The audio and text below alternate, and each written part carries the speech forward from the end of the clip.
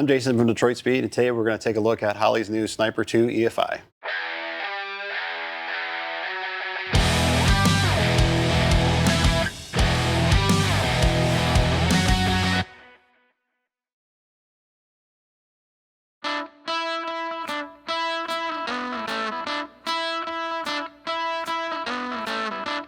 The Sniper 2 unit supports up to 650 horsepower naturally aspirated and 575 horsepower on boost. It includes a cast-in fuel crossover that connects the primary to the secondary fuel rails. One of the improvements they made to the Sniper 2 unit is to move the ECU from the front to the side. This helps reduce heat and also protect against RF interference to the unit. They've also upgraded the TPS and moved it internally to a contactless magnet sensor. Sniper 2 is actually part of an ecosystem. That includes the Sniper EFI throttle body, displays, PDM unit, Hyperspark ignition, and fuel modules. If you already have a Sniper 1 installed, Holley makes this conversion easy with the new Sniper 1 to Sniper 2 adapter harness. Today I'm going to show you how to upgrade from Sniper 1 to Sniper 2 on Kyle Tucker's 1965 Mustang. Remove the air cleaner from the original Sniper throttle body. Loosen and remove all throttle linkage from the throttle body. Then remove the kickdown provisions and springs. Disconnect the 10-pin and 7-pin connectors along with the coolant temp sensor. Disconnect the CAN bus connector for the 3.5-inch display. You will not be able to reuse the old display with Sniper 2. You must use the new 3.5-inch display included with the Sniper 2 kit. Disconnect the O2 sensor. You can now disconnect the fuel lines.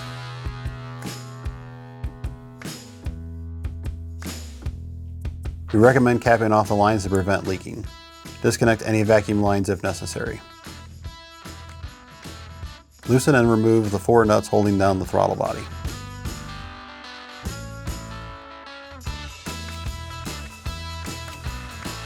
Ensure that everything is disconnected and remove the throttle body.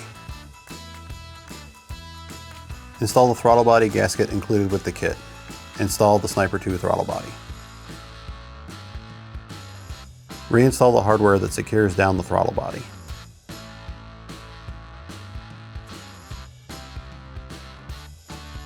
Tighten the hardware in a cross pattern and torque to 60 to 80 inch-pounds.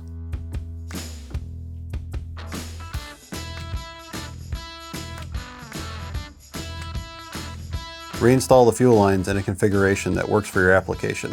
Tighten the lines. If any vacuum lines were removed, reinstall them at this time.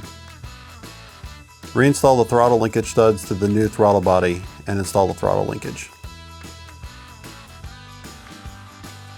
Adjust the linkage accordingly and tighten. Reinstall the kickdown provisions and springs to the throttle body. Ensure proper movement of the linkage. At this point, we are now ready to install the adapter harness. Connect the 16-pin connector on the harness to the 16-pin connector on the throttle body. Connect the 10-pin and 7-pin connectors to the original Sniper wiring harness. Remove the old 3.5-inch display.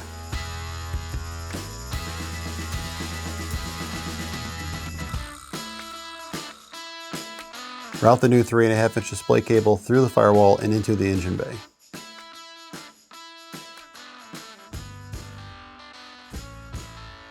Connect the display's M8 connector to the corresponding connector from the Sniper 2. Do not use the M8 connector in the harness. Reconnect the O2 sensor and the coolant temp sensor.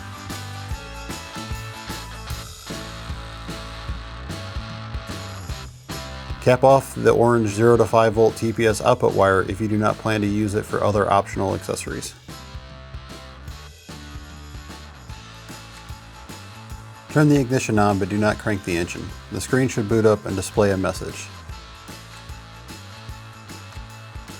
Press OK. From the main menu, press Wizards, then Sniper Wizard, and select Sniper 2 from the list. In the Setup Wizard, answer the questions about your vehicle to finish setting up your Sniper 2.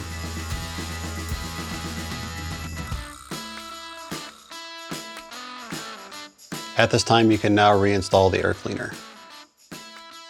Once complete, start the engine. Adjust your idle air control screw as needed. To learn more about Holley's Sniper 2 EFI and the Sniper 2 EFI ecosystem, visit holley.com.